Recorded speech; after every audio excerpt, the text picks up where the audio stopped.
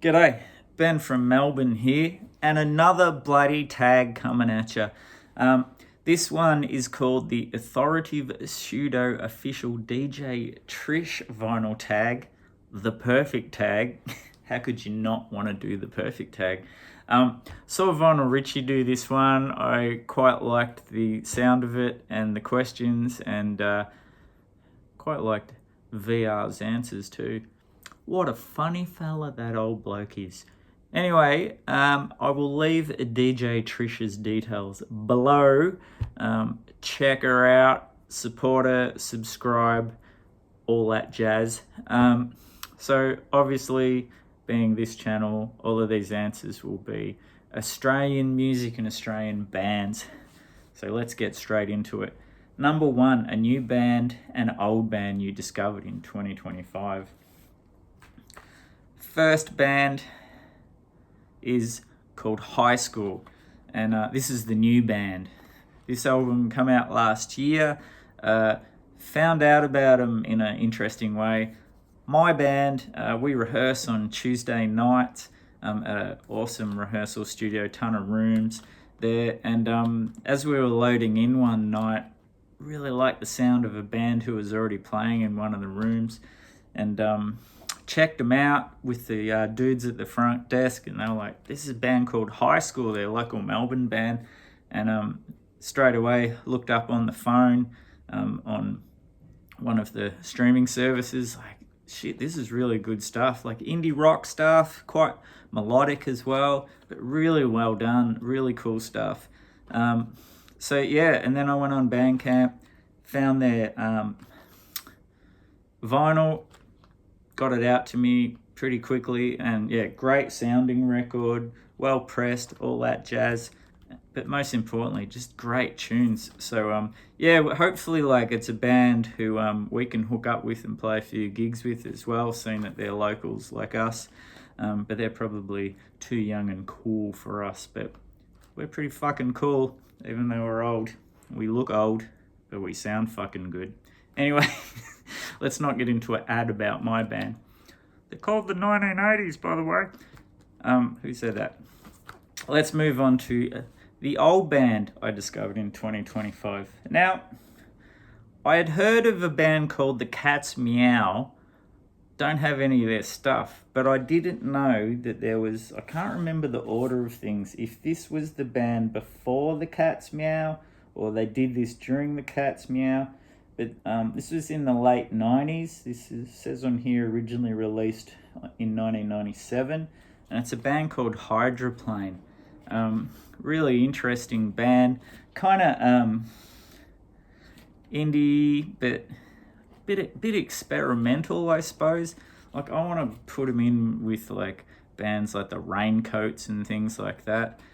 Really interesting. Still, like, you know, I feel like I haven't listened to it enough to really sink my teeth into it and tell you in detail a lot about them. I don't know a lot about the history of them besides like the Cat's Meow thing. I don't remember hearing Hydroplane's name at the time in the late 90s, but yeah, good find. And also last year, this reissue came out on the back of them releasing a brand new record as well, so which I haven't got onto that either, but you know, bit slack, I know.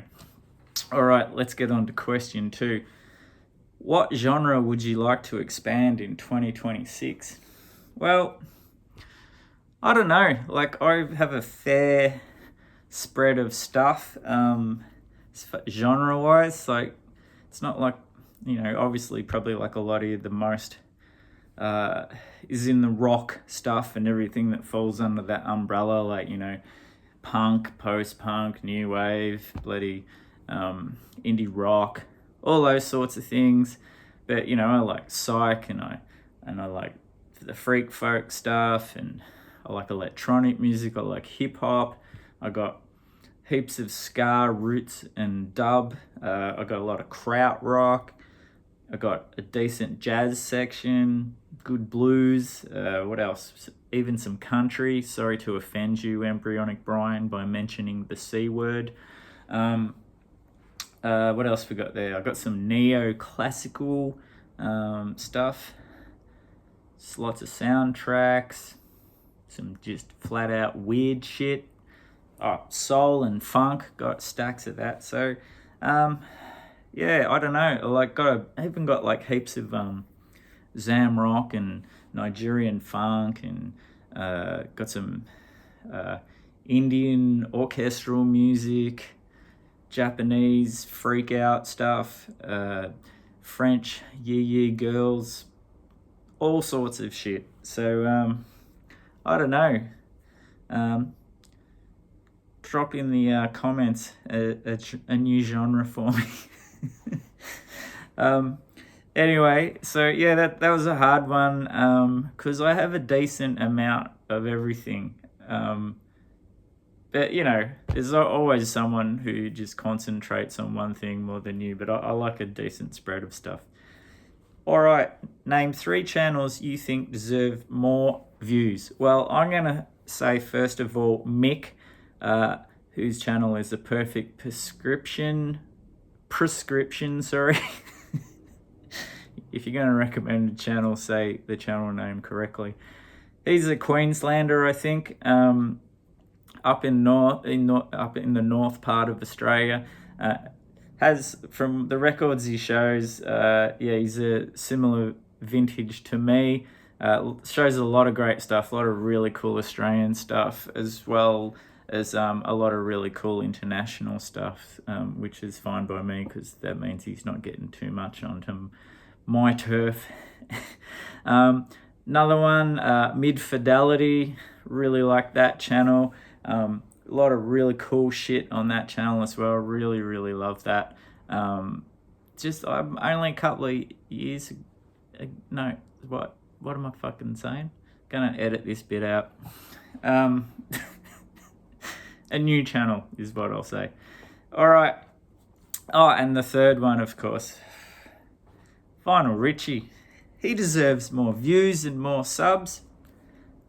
He tells you that himself on his own entry into this tag. So we'll say him as well. All right. 4 people you'd like to see return to the VC.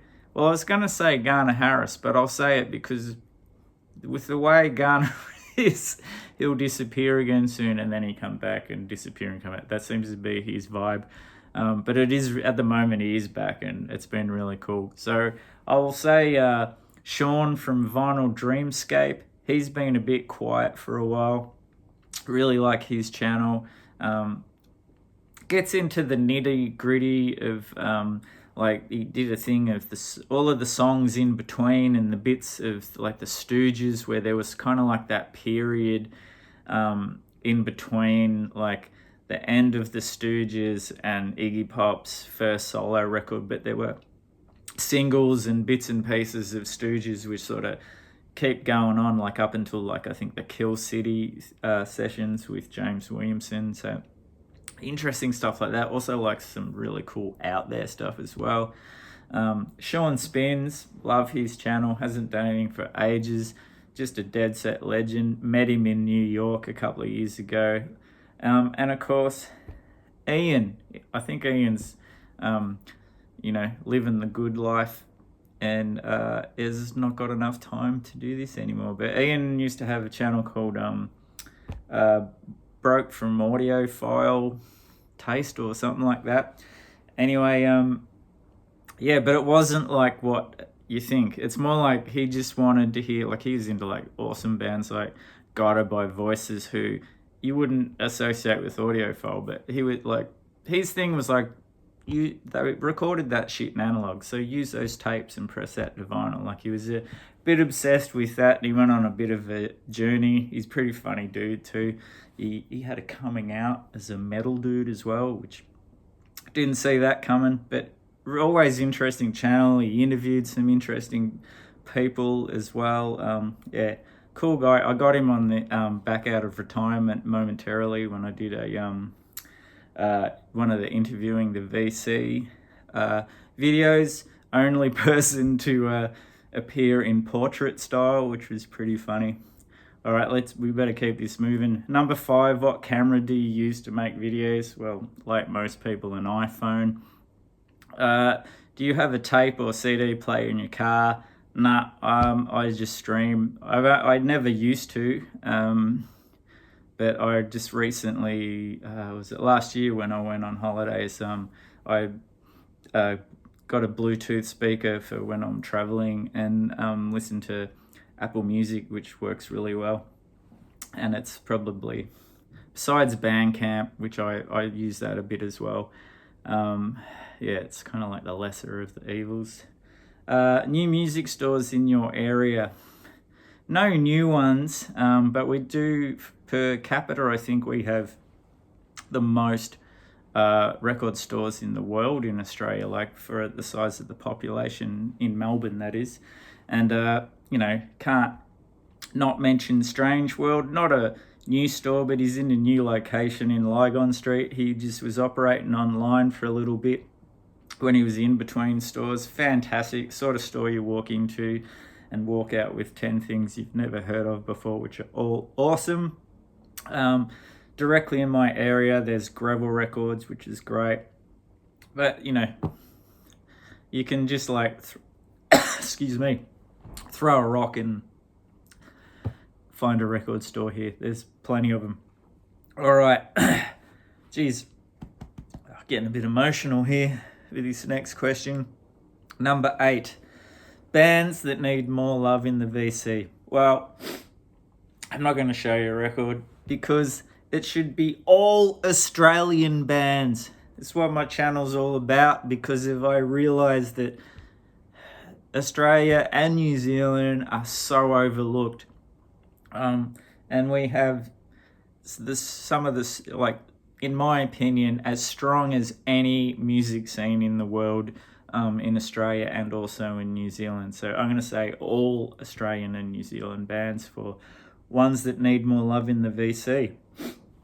Next, number 9, sexiest album covers. Well, come straight to mind. What's more sexy than the Beast of Bourbon from the Belly of the Beasts album cover? Look at that man! Look at that big man! With that Victorian bit of beer, just holding it in a foxy little seductive way to cover up the bits, and a little bit of sexy back action on the back. Oh yeah. If that's not sexy, I don't know what is. Number 10, last question. Show your stereo setup. Let's just fade to black and I'll be with you in just a moment. Righto, kids, here's the rig. This is the guts of the rig. It's a Macintosh MA252 integrated amplifier. That next little thing, that's, the Go machine for the turntable. Over here we've got the, I think it's a Riga Aria something, which is the pre-phono amp thing. Got a Magnetar 4K SACD player, fucking whatever it is. And then the turntable, old man grunt to get up there. It's a Riga P8 there, one of them cartridges.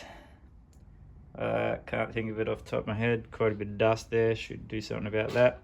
And the speakers called Sonus Faber. Nice floor standing 3-way speakers, nice wooden finish, and there's a pot plant with a giraffe.